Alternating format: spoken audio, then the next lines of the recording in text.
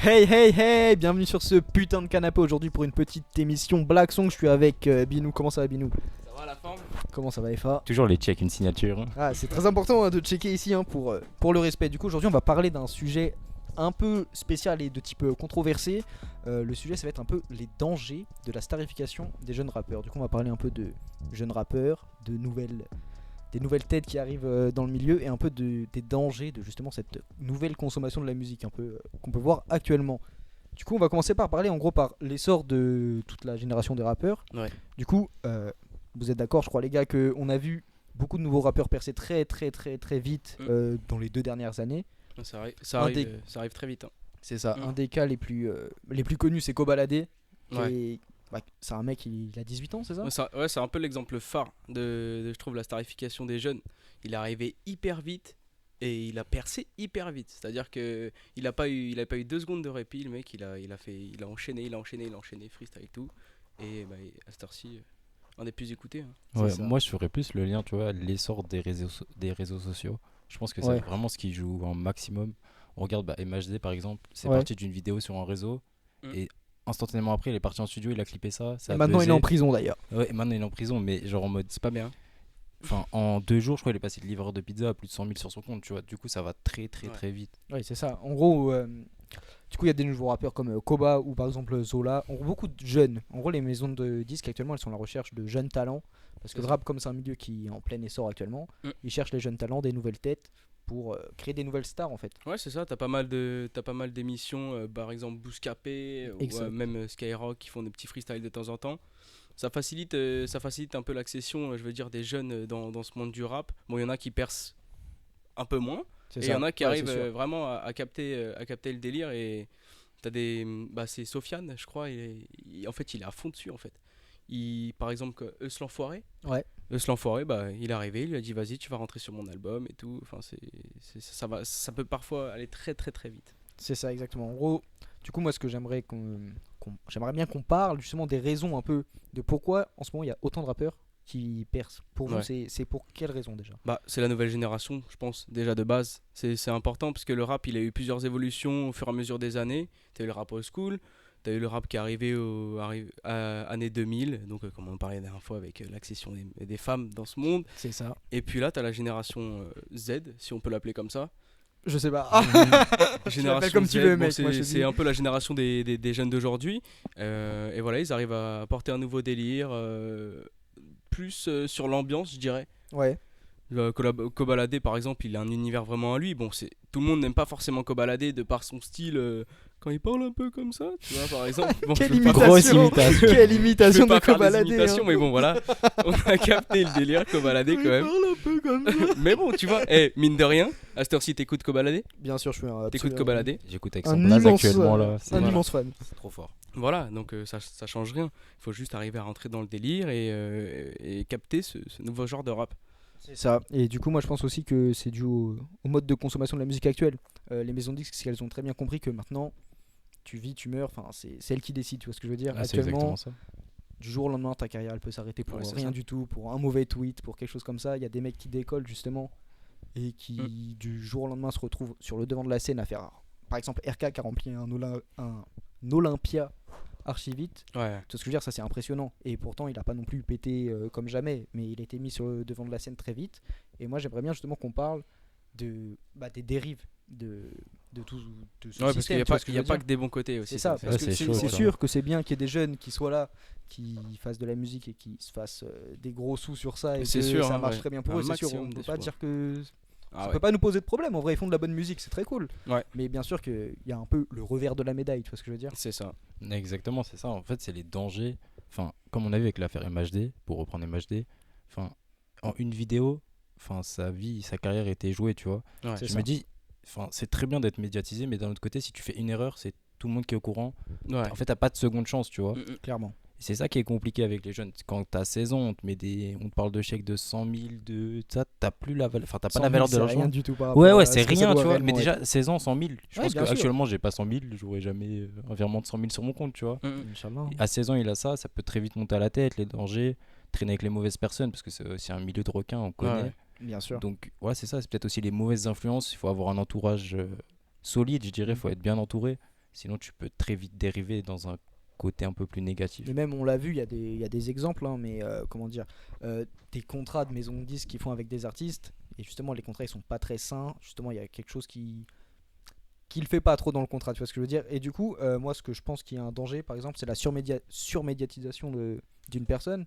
Imagine, du jour au lendemain, tu peux plus marcher dans Paris sans qu'il y ait un mec qui te reconnaisse toutes les 5 minutes et qui te demande une photo, tu vois ce que je veux dire. Ouais, peut c'est être ça, dur à vivre. tu passes un peu du tout au rien. C'est ça qui fait un Exact. peu bizarre, et c'est ça, je pense, où il faudrait vraiment faire attention de se lancer dans ce monde, et voilà, quand tu arrives à percer assez rapidement, il faut vraiment que tu revoies tes bases. Ouais, tu te dis, il faut pas que je perde la tête, je vais avoir beaucoup de sous qui vont rentrer, il va falloir que je fasse attention à ça par rapport aux personnes qui vont me suivre, donner une bonne image, parce que même si tu as ta place réellement dans le monde du rap, je vais donner l'exemple d'MHD comme tu donnais, il est tombé. C'est ça. Même s'il avait une place entre guillemets enfin il imposait, il était dans le rap game, c'était un des mecs qui faisait le plus de ventes, et voilà, pour une histoire de merde, il tombe, et ça a beaucoup joué sur son image, pardon, excusez-moi. Bien sûr, bah après, je t'avoue que l'histoire, on peut pas trop en parler parce que on sait pas trop ce qu'il en est. On va pas parler pour rien. Donc faut pas qu'on parle de cette histoire. Ouais. Tu vois ce que je veux dire. Du coup, bah, on voulait parler aussi des Américains, par exemple. Tu vois ce que je veux dire. Les Américains, c'est une autre atmosphère. Des mecs différente. C'est les meilleurs, c'est les meilleurs. Bah, les Américains. En vrai, ils sont en avance sur nous et du coup, j'ai un peu peur qu'on vive la même chose que tu vois ce que je veux dire. Quand je vois par exemple le cas d'un Lil Peep qui était pas très connu, qui a explosé d'un coup sur un EP ou un album, je sais plus. Et comment t'expliquer? Il a fait une overdose de drogue, tu vois ce que je veux dire. Ouais, la célébrité, se lui montait à la tête, toujours vouloir plus, et il est mort de ça. Non, je pense il arrivait comme ça déjà, tu vois. Il y a des mecs qui arrivent déjà comme ça. Mais moi, ce que je trouve choquant, c'est que deux rappeurs très connus aux USA, tu vois, Lil Peep et XXX, on a des images quasiment de leur mort. On voit quand. Enfin, tu vois, c'est ça. Maintenant, les réseaux sociaux, c'est même quand t'es mort. Genre 10 secondes après, il y a déjà une vidéo sur Insta où t'es mort, tu vois, c'est chaud. Ça fait partie de notre monde. Hein. Ouais, enfin, non, mais c'est trop. Tu vois, par exemple, tout est médiatisé, tout est filmé, c'est terrible. Voilà. Ouais, mais tu vois, pour demain, quelqu'un de moins connu meurt, bah, il y aura personne qui va se déplacer, tu vois. Alors que là, parce que genre, il a la notoriété, ça intéresse les gens, comment il est mort, tu vois, ça fait des buzz. C'est ça. Bah, ça, c'est un problème plus lié au public que lié aux artistes, tu vois ce que je veux dire. C'est juste un public qui en demande toujours plus à la limite du voyeurisme, tu vois ce que je veux dire.